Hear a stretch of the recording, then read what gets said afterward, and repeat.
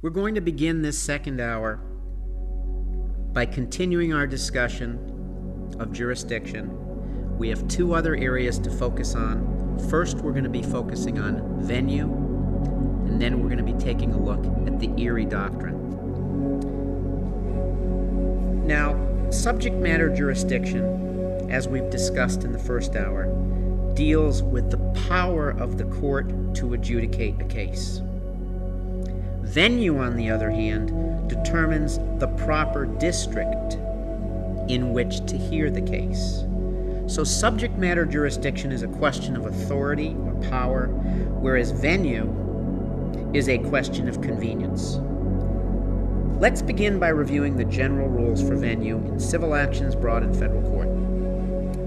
Whether jurisdiction is based on diversity or federal question, venue is proper in a federal district court where, number one, any defendant resides, if all defendants reside in the same state.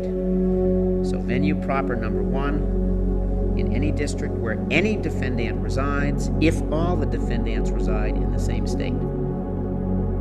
Or, number two, venue is proper in a judicial district in which a substantial part of the events giving rise to the claim occurred.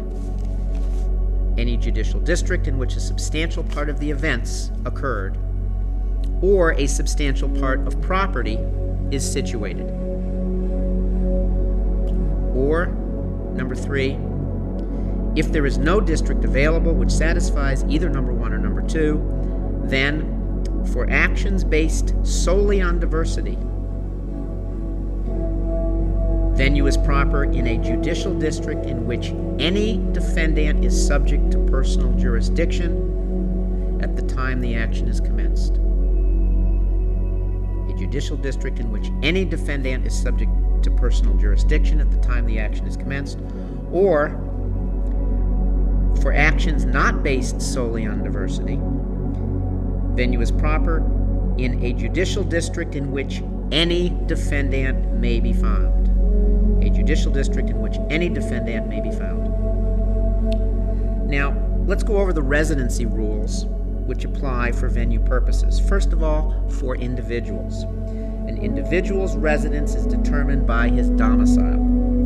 For venue purposes, residence is the equivalent of domicile. For corporations, a corporate defendant resides in any judicial district in which it is subject to personal jurisdiction at the time the action is commenced. A corporate plaintiff resides only in the state of its incorporation, or if that state has more than one district, the corporate plaintiff also resides in the district where it has its principal office. Now, for unincorporated associations, an unincorporated association resides in any state and district where it is doing business. As to aliens, an alien may be sued in any district. Finally, as to local actions are actions involving property. Local actions involving property must be brought in a district where the property, that is the subject matter of that action, is located. In a district where the property is located.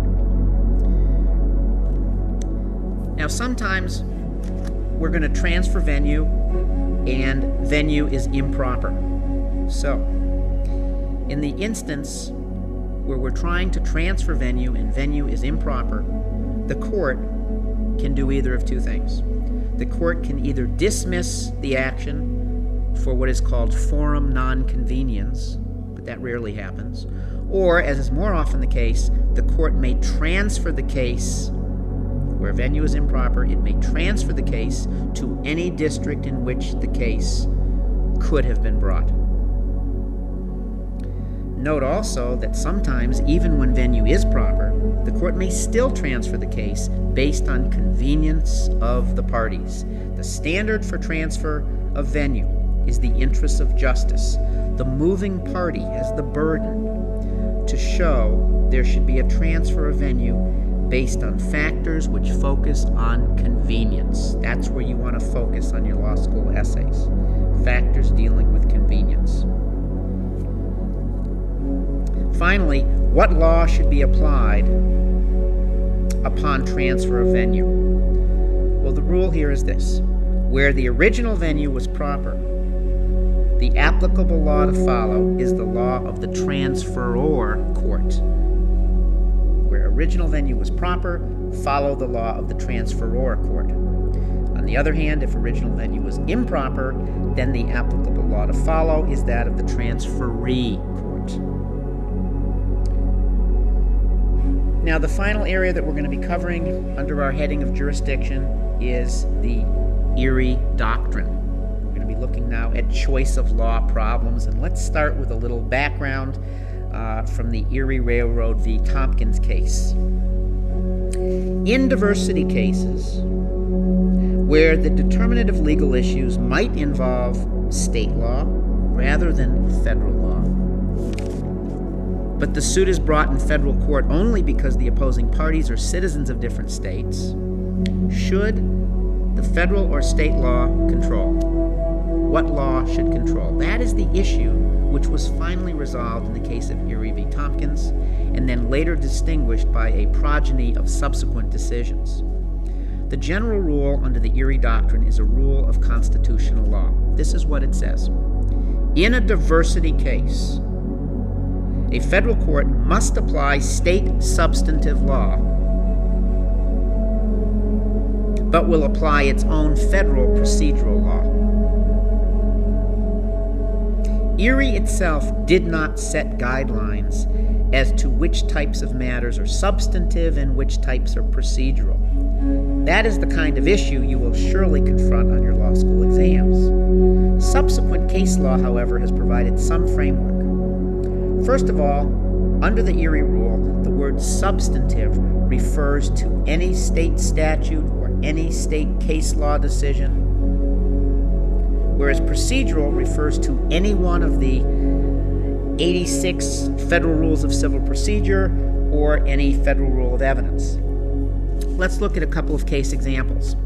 The first example I'm going to give you is the case of Claxton v. Stentor, dealing with conflict of laws principles. The court said that federal courts are required to apply conflict of laws principles of the state where the federal court sits, because conflicts principles are substantive.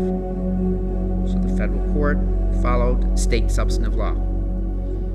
Another example, in the case of Hannah v. Plummer, dealing with the issue of service of process. Federal Rule 4 permits service of process by abode service. Federal Rule 4 permits abode service, whereas a conflicting state law required personal service of process. What result?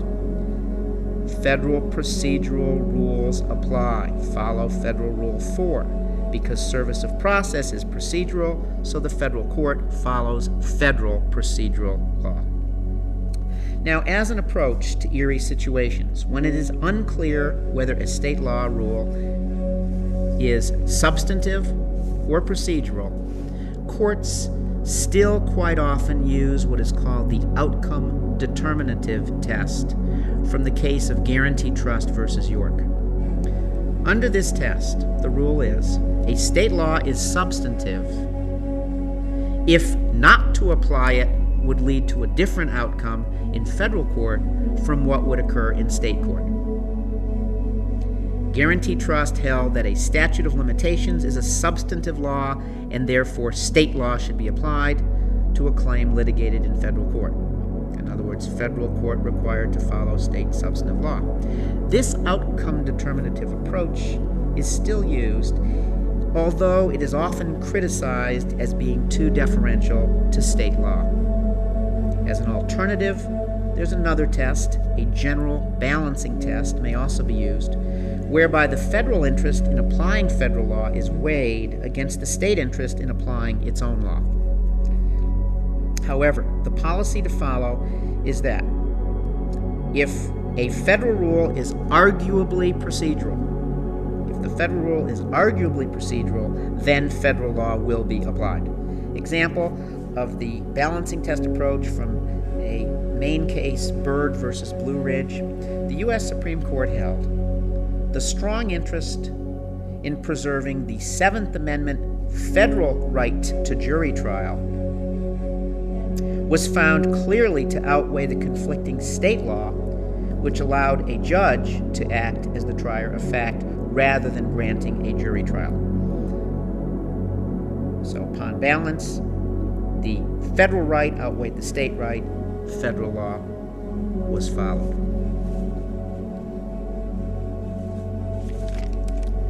Now, on law school exams, you can apply either the outcome determinative test or the general balancing test to choice of law problems involving substantive versus procedural issues.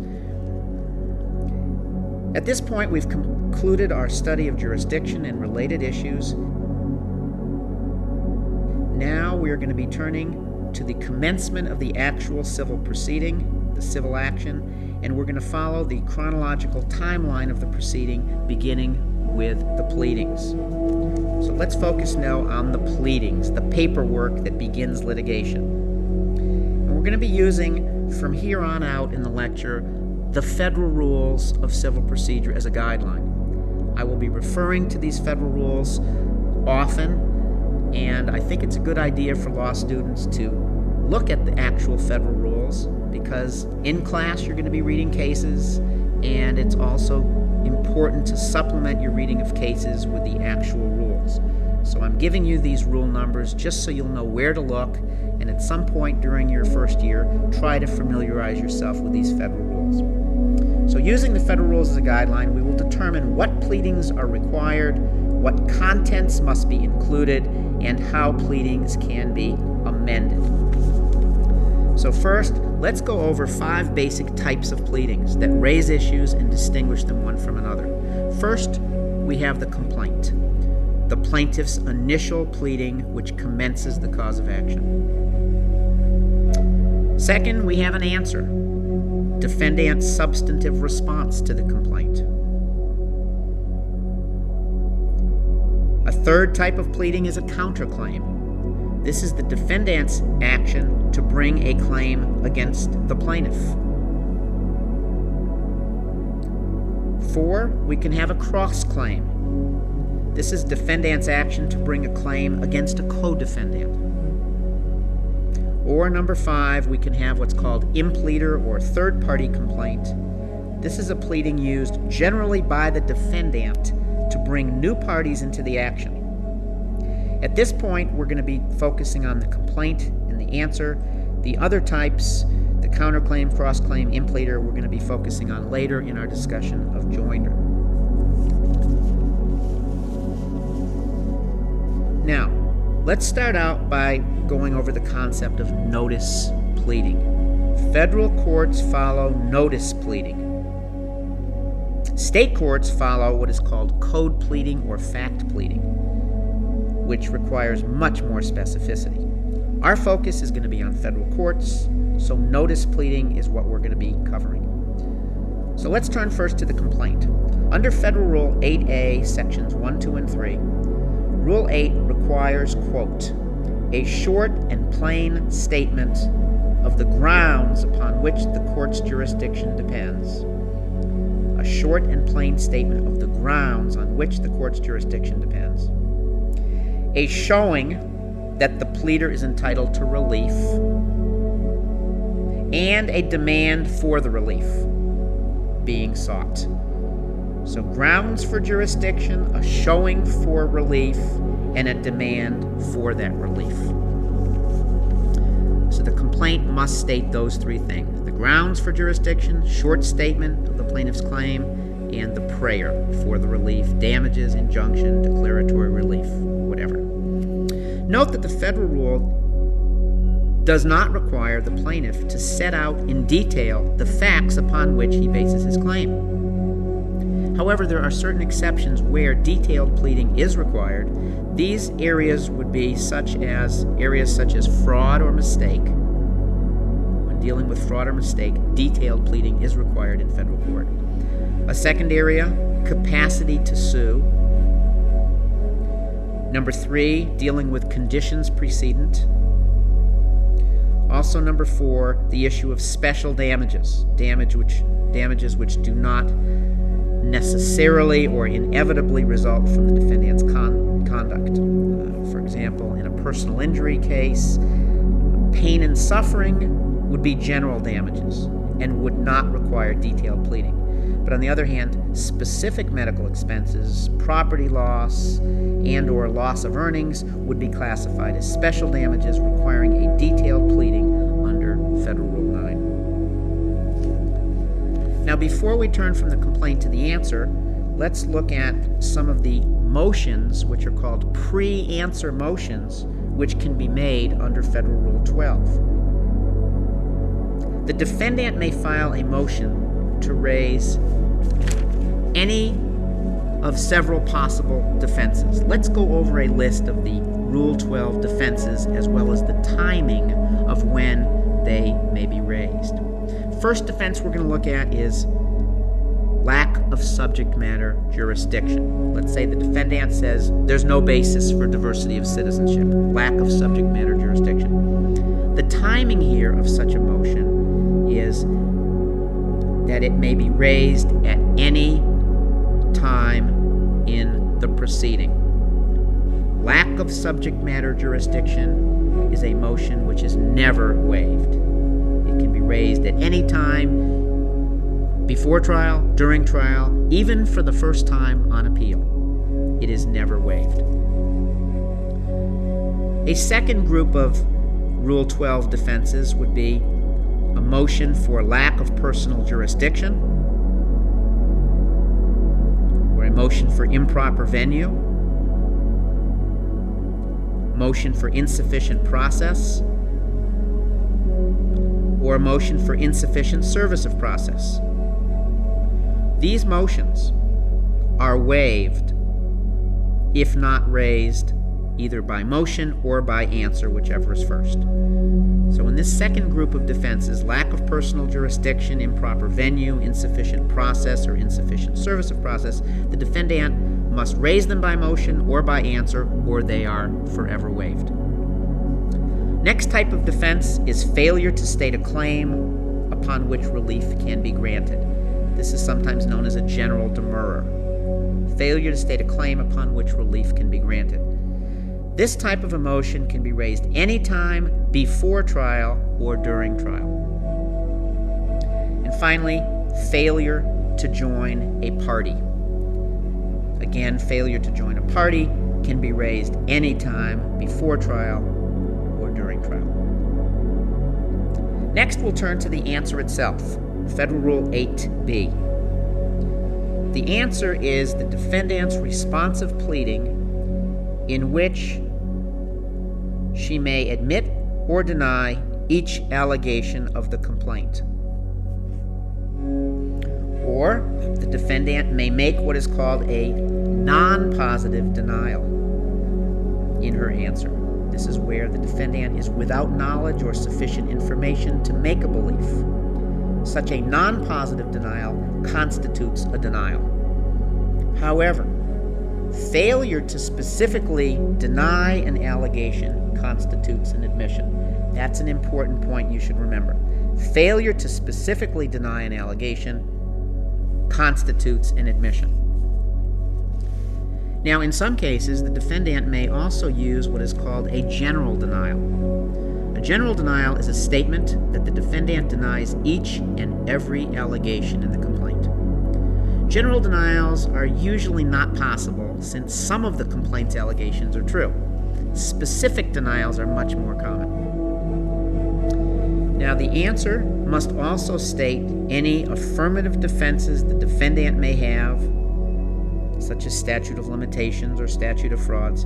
It must contain any affirmative defenses the defendant may have, as well as any claims for affirmative relief, such as a counterclaim or a cross-claim.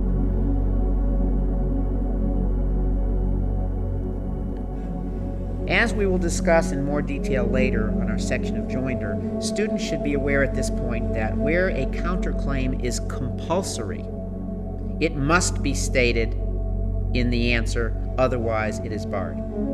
A compulsory counterclaim is defined as a claim by defendant against plaintiff which arises from the same transaction or occurrence as the plaintiff's claim. So a compulsory counterclaim must be stated in the answer, otherwise it is barred. Permissive counterclaims, as well as cross-claims, may, not must, may be raised in the answer. Permissive counterclaims by defendant against plaintiff do not arise from the same transaction or occurrence as plaintiff's claim, and proper jurisdictional requirements must be satisfied. Now, in your study of pleadings, one of the most highly tested areas is going to be that of amendments. Amendments are covered by Rule 15a. As a general rule, Rule 15 permits a party to amend a pleading once, at any time before a responsive pleading is served. A party may amend a pleading once, at any time before a responsive pleading is served. Thereafter, leave to amend may be sought upon permission of the court. And generally, court approval to amend is freely given and may even be granted during the trial or after the trial in certain instances. The federal courts follow a very liberal policy permitting amendment to reach the merits of the dispute. Now let's look at the procedural effect of amendments. We're going to be looking at what's called the relation back doctrine. This is really a legal fiction. The general rule for relation back is this: amendments relate back to the date of the original pleading. Specifically, where a new claim is added, even after the statute of limitations has run, an amendment of the original pleading will not only be permitted, provided the new claim arose from the same transaction, but it will relate back to the date of the original pleading. So that is how it works where a new claim is added. Now, where a new party is added, an amendment of the original pleading will be permitted and relate back if three factors are satisfied. First, an amendment adding a new party will be allowed if the claim against that new party arose from the same transaction or occurrence, and number two, the new party had notice the action had commenced before the statute of limitations ran. The new party had notice. And number three, again within the statutory period, the new party knew or should have known a claim would have been made against her. Within the statute of limitations period, the new party knew or should have known a claim would have been made against her. If those three requirements are satisfied, then a new party may be added by amendment. Again, note that supplemental pleadings, such as those we've just discussed, require permission of the court, leave of the court. The final area we're going to focus on in the area of pleadings is that of sanctions. Sanctions under Federal Rule 11. Rule 11 requires the attorney to sign every pleading, motion, or other paper prepared for the client, and thus certify that the pleading is supported by reasonable inquiry into the facts, warranted based on good faith argument, and not offered for any improper purpose. Reasonableness is measured objectively. If Rule 11 is violated, the court must impose appropriate sanction on the attorney, the client, or both upon proper notice. Sanctions may include monetary penalties such as payment of opponents' reasonable attorney's fees and expenses. Now at this point, and for the remainder of this hour, we're going to be turning to the second most highly tested area in all of civil procedure, second only to jurisdiction. We're going to look at the area of joinder, both both joinder of parties and joinder of claims.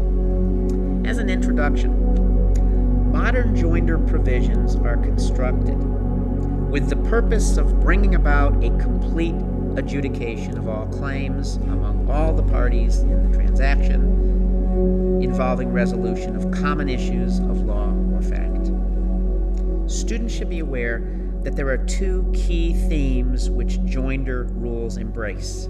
First, the issue of transactional relationship.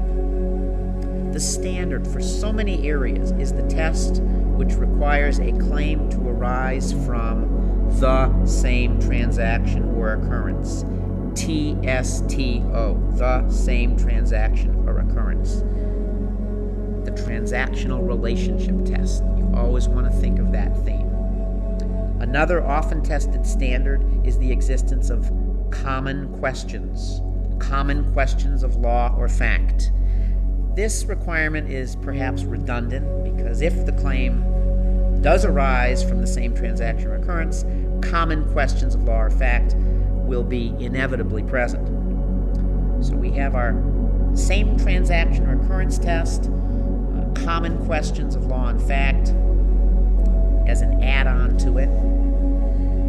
Additionally, we have a second theme. This second theme is the jurisdictional theme, namely that every claim against each party must be supported by an independent ground of subject matter jurisdiction. So when you're dealing with joinder, remember to look for the transactional relationship as well as the jurisdictional theme. Every claim against each party must be supported by an independent ground of subject matter jurisdiction, i.e. federal question or diversity plus amount in controversy exceeding $75,000. Unless the discretionary doctrine of supplemental jurisdiction, in other words, both ancillary jurisdiction in diversity cases dealing with ancillary parties, or pendant jurisdiction in federal question cases dealing with pendant claims, unless the discretionary doctrine of supplemental jurisdiction applies. Now, using these transactional and jurisdictional principles, the rules for joinder determine which parties and which claims may or must be included by the plaintiff and by the defendant in their pleadings. So let's begin by looking at joinder of parties. Compulsory joinder of parties. Where a third party is ruled indispensable, that means complete relief cannot be accorded in that person's absence. Where a third party is ruled indispensable, yet he cannot be joined as a defendant for some reason, the result is the action must be dismissed. Examples could include such things as co-owners of property in a partition action or trust beneficiaries in litigation involving a trust. If an indispensable party cannot be joined, the action must be dismissed.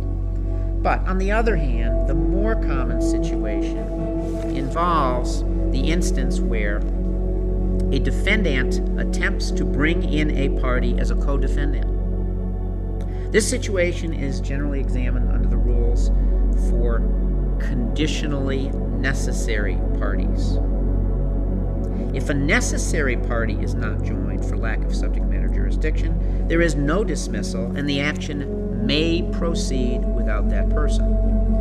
Complete relief can be given to existing parties. An example of conditionally necessary parties would be joint tortfeasors. Remember also that joinder of a necessary party requires an independent basis for subject matter jurisdiction. Now, Rule 19 deals with this area. It deals with, quote, joinder of persons needed for just adjudication. Joinder of persons needed for just adjudication. And Rule 19 sets forth a two-part test to determine if a party is indispensable or merely necessary. So let's go over it. What it says is, if feasible, In other words, if there is proper service of process and proper subject matter jurisdiction, if feasible, a person shall be joined if, number one, in the person's absence, complete relief cannot be given to existing parties,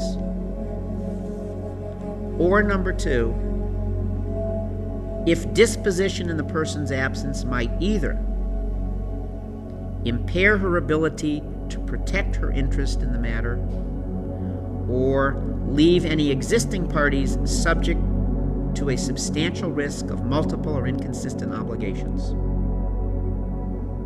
So a party shall be joined if either complete relief cannot be given to existing parties in her absence, or disposition in her absence would either impair her ability to protect her own interest or leave existing parties subject to substantial risk of multiple or inconsistent obligations, then the person shall be joined under Rule 19 if feasible.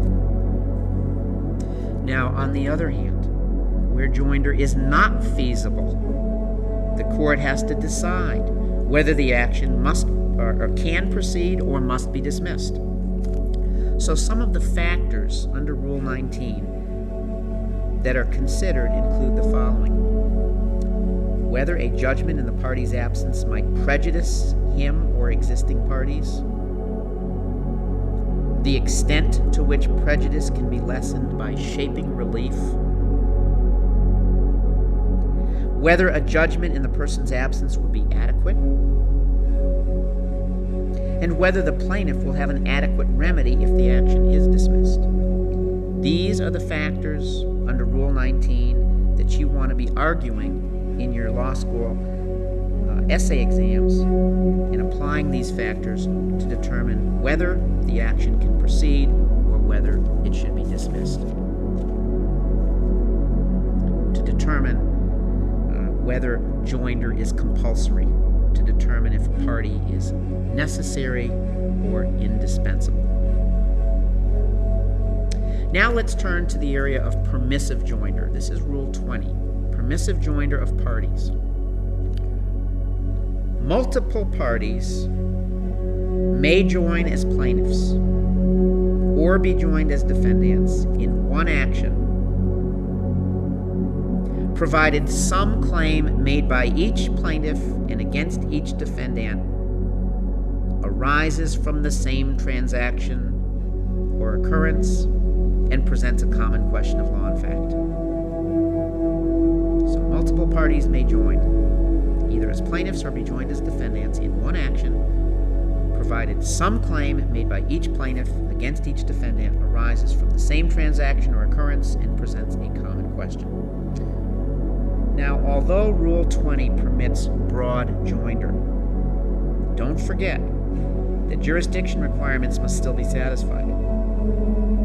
Also, as an approach in multi-party and multi-claim joinder situations, it is easier for you to join parties first, then join claims second. Join the parties first, then the claims.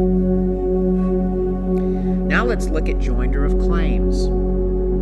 This is covered under Rule 18. Rule 18 permits a plaintiff to join as many claims as she has against the opposing party, no matter what type of claims they are. So that's your simplest situation. A plaintiff may join as many claims as she has against the opposing party, no matter what type of claims they are. In other words, no transactional relationship test is required, since the goal of joinder of claims is to achieve complete resolution of the dispute between the parties. So, for example, the easiest scenario: one plaintiff can sue one defendant for several unrelated claims, and she may aggregate all the claims to meet the jurisdictional amount in a diversity case. However, in a federal question case, a non-federal claim can be joined, but only if the non-federal claim arises from the same case or controversy as the federal claim. In situations where multiple plaintiffs and multiple defendants are involved, it is required that at least one of the claims arises out of a transaction in which all the parties are involved. So that's usually not very hard to satisfy. Finally, students should also be aware that even though joinder of claims is expressed in permissive terms under Rule 18, joinder is compelled when failure to join could result in what's called splitting a cause of action. General rule, a plaintiff may not split a cause of action. For example, if the plaintiff suffers both personal injury and property loss in a car accident, the law of res judicata, which we will be covering later, allows the plaintiff one cause of action for both harms. Both harms must be joined in one single lawsuit.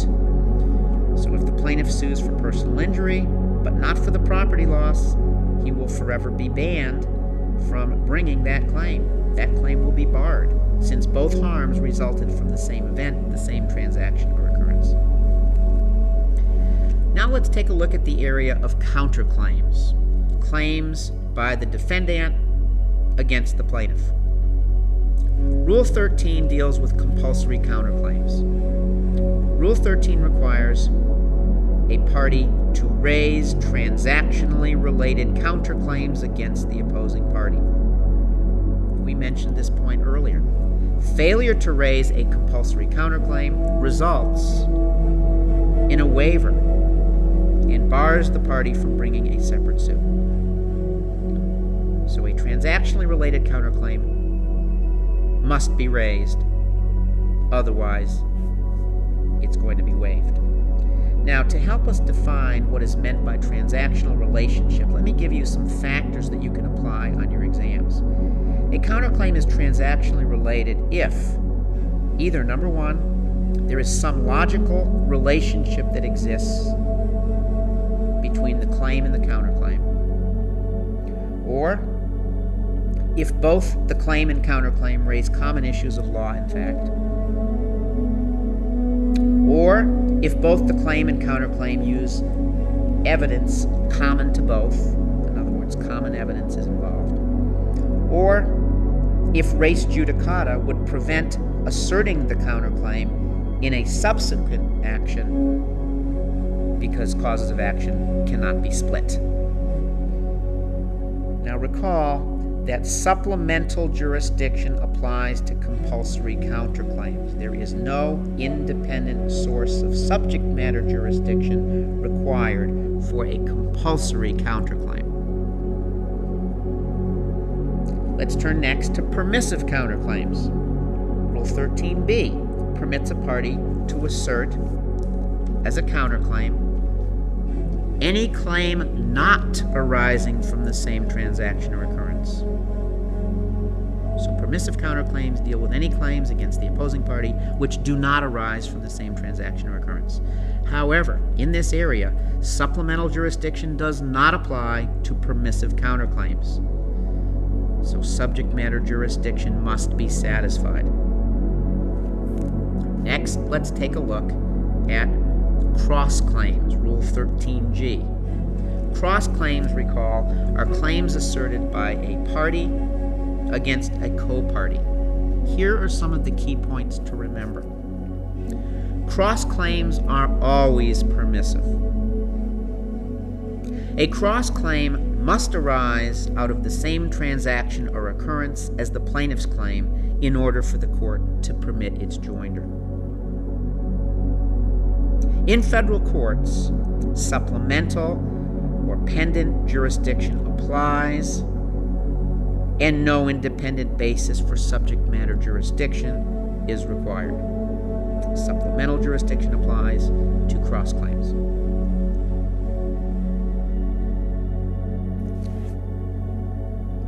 All right, next we're going to be turning to a highly tested area, the area of what is called impleader, or under Federal 14, it's called third-party practice. This is the case where generally a defendant drags into the lawsuit a third party.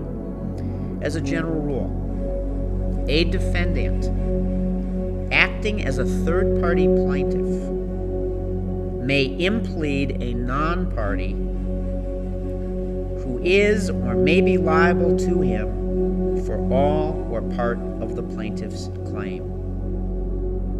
So that's your general rule for impleader.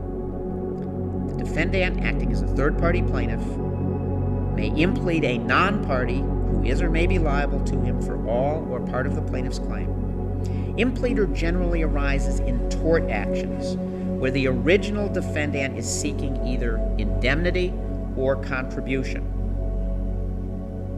The impleaded party becomes a third-party defendant, and that impleaded party may raise defenses against both the third-party liability asserted against him by the original defendant, as well as raise defenses against the plaintiff's original claim. Now, very highly tested point. Supplemental jurisdiction applies to impleader actions. So, there is no independent basis for subject matter jurisdiction required. Now, let's expand the equation a little bit. Let's say that if a defendant impleads two third-party defendants for indemnity and contribution, these two parties are now co-parties, and either of them may then cross-claim against the other for transactionally related relief. So this is the type of scenario you may well face on a law school exam. The defendant impleads more than one third party, and each of those two parties or more parties cross-claim against the other or others. Finally, note that thus far we have talked about contexts where it is the defendant who is acting as a third-party plaintiff by impleading a third party into the litigation. But also be aware that the plaintiff, the original plaintiff himself, can also implead a third party. For example, when a counterclaim is asserted against the plaintiff, that plaintiff may say, gee, I'm really not at fault. There's somebody else from whom I can seek indemnity or contribution. So that plaintiff, the original plaintiff, may then go out and implead a third party to seek indemnity or contribution on that counterclaim. So generally, it is the defendant who impleads, but not always. The plaintiff can also use impleader as well as a joinder device. Next, we're going to be looking at what is called interpleader. There are two types of interpleader used as joinder devices. We have first the Rule 22, Federal Rule 22 type of interpleader, and the second type is statutory interpleader. Now let's go over a little background as to what interpleader deals with. Sometimes you have a person who is a stakeholder. He is called a stakeholder. Let's say you have an insurance company which is required to pay a claim, but it doesn't know to whom that claim is to be paid. That's a stakeholder. We have a stakeholder who may hold a sum of money or property against which several persons are asserting claims. Interpleader is a procedural device which the stakeholder may employ to require resolution of the controversy among all the claimants in one single action, and thus avoid the possibility of multiple or inconsistent obligations. A plaintiff seeking interpleader in federal court can proceed, as we said, on either of two grounds. Either under Section 1335, which is known as statutory interpleader, which is more commonly used, or under Federal Rule 22, Rule 22 interpleader. So let's look at each of these. First, statutory interpleader. For statutory interpleader, the main thing to remember is special requirements apply. So, first, as to subject matter jurisdiction, be aware that only minimum diversity is required. That's a special rule. Only minimum diversity between the stakeholder and the adverse claimants is required. In other words, at least 2 adverse claimants must be domiciled in different states. For example, plaintiff stakeholder is from Michigan, and adverse claimants A and B are domiciled in Michigan and Illinois, respectively. In this case, the result would be minimum diversity is satisfied, even though the plaintiff and A are both from Michigan. Now, second special requirement. The amount in controversy need only be $500 or more. Amount in controversy need only be $500 or more. Now, as to personal jurisdiction, nationwide service of process is allowed. So a federal court has personal jurisdiction over any adverse claimant residing in the United States. As to venue, venue is proper in any district in which one or more of the claimants reside. So those are your special rules that apply when we're dealing with the area of statutory interpleader. Now let's turn to Rule 22 interpleader. For Rule 22 interpleader, regular rules apply here. As to subject matter jurisdiction, either complete diversity between the stakeholder and all adverse claimants is required, and the amount in controversy must exceed $75,000, or a federal question claim must arise. So regular rules of subject matter jurisdiction apply. As to personal jurisdiction, the federal court may borrow the state's long-arm statute. As to venue, once again, general venue provisions apply. So in a diversity action, venue would be proper either where the stakeholder resides, or where all the adverse claimants reside, or where the adverse claims arose. Now, because statutory interpleader is more flexible and has simpler standards, it is more commonly followed than rule interpleader. Now, the last area we're going to examine in this section is that of intervention. Intervention, Federal Rule 24. The purpose of intervention is to enable a person who is not named in the plaintiff's complaint to enter the suit and participate in the action, joined either as a plaintiff or a defendant. Intervention may be granted either by right or it can be permissive. So there are 2 kinds of intervention. Let's look first at intervention of right.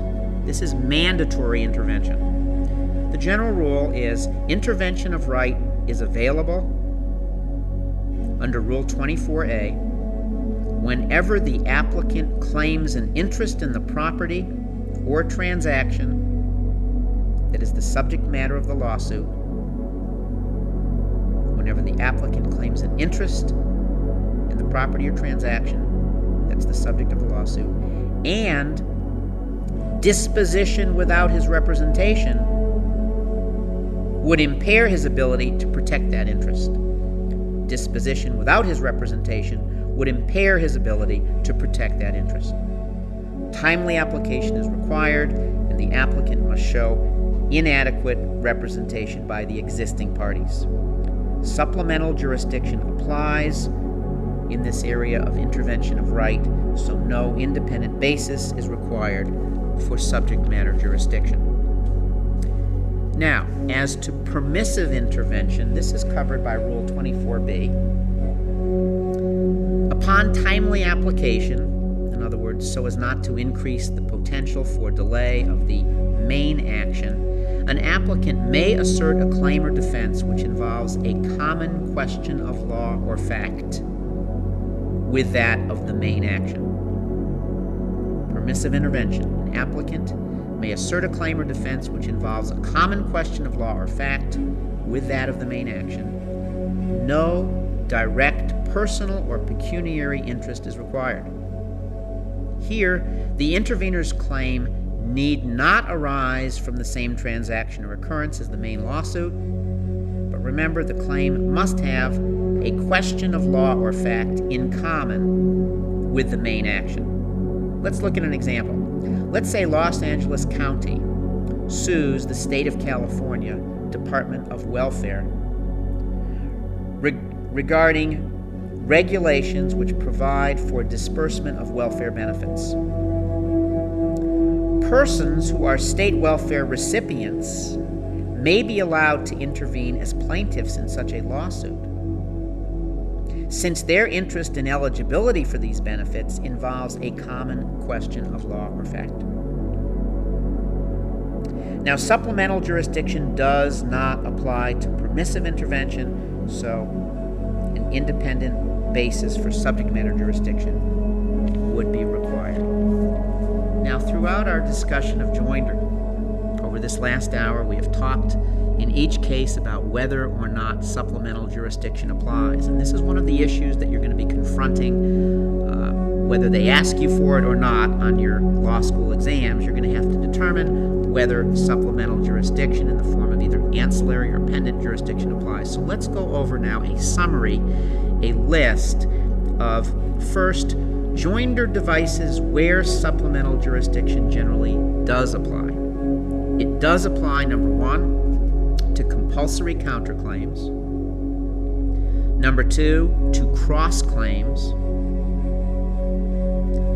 Number three, adding additional parties to respond to compulsory counterclaims or cross claims. Number four, impleading a third-party defendant or a third-party defendant's claim against the original plaintiff. Joinder of claims, rule interpleader, and intervention of right. In all those areas, supplemental jurisdiction applies, and no independent basis for jurisdiction is required. Now, on the other hand, supplemental jurisdiction generally does not apply in the following 5 areas. Number one, permissive counterclaims. Under Rule 13b, permissive counterclaims.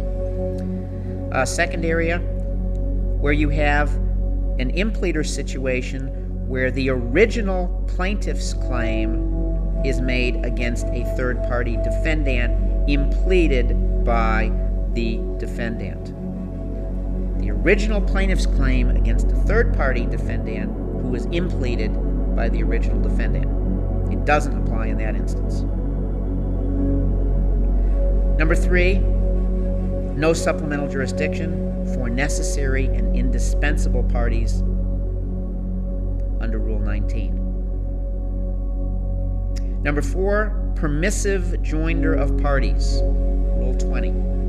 Permissive joinder of parties. And number 5, permissive intervention under Rule 24b, no supplemental jurisdiction.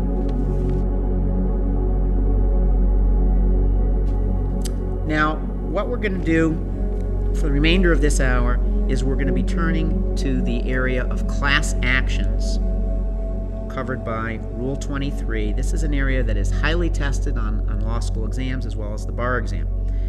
A class action is a lawsuit brought by individual class representatives on behalf of or against an entire group of individuals who are similarly situated. Once court permission is granted by certifying the class, potential class members are then given notice, generally by mail or publication. They're given notice and an opportunity to remove themselves from the class, to opt out or remove themselves from the class. The remaining class members are then bound by the outcome of the litigation. Under Rule 23A, a federal class action lawsuit requires 4 elements. Number 1, the class must be so numerous that joinder of all members is impracticable. So the first element is numerosity. If there's more than 50 members, a class will be certified. More than 50 persons is always enough. Less than 25, it's unclear. But you've got to look at your your fact pattern to see if we have the first element of numerosity satisfied. Number 2 requirement, there must be a question or questions of law or fact common to the class. Common questions of law or fact. This is called commonality. The court's concern, whenever common issues predominate, is to prevent prejudice which could result if multiple individual suits were allowed. For example, in an inverse condemnation proceeding brought by local residents against an airport for excessive noise, individual suits might subject the airport to different standards or different restrictive measures. Or, alternatively, suits by the initial plaintiffs might preclude subsequent plaintiffs from obtaining adequate relief. So there have to be common questions of law or fact. Commonality is the second requirement. Third requirement, third element under Rule 23A, the named representative's interest must be typical of the class. Typicality. The claim or defense of the named party must be typical of the class in general. And, number 4, the named party must fairly and adequately represent the interests of the absent members of the class. Adequacy. Adequacy of representation is number 4. So, on an essay, discuss the 4 Rule 23A requirements: numerosity, commonality, typicality, and adequacy. All 4 must be shown. Plus, additionally, under Rule 23B, one of the 3 following requirements must also be satisfied to maintain a class action.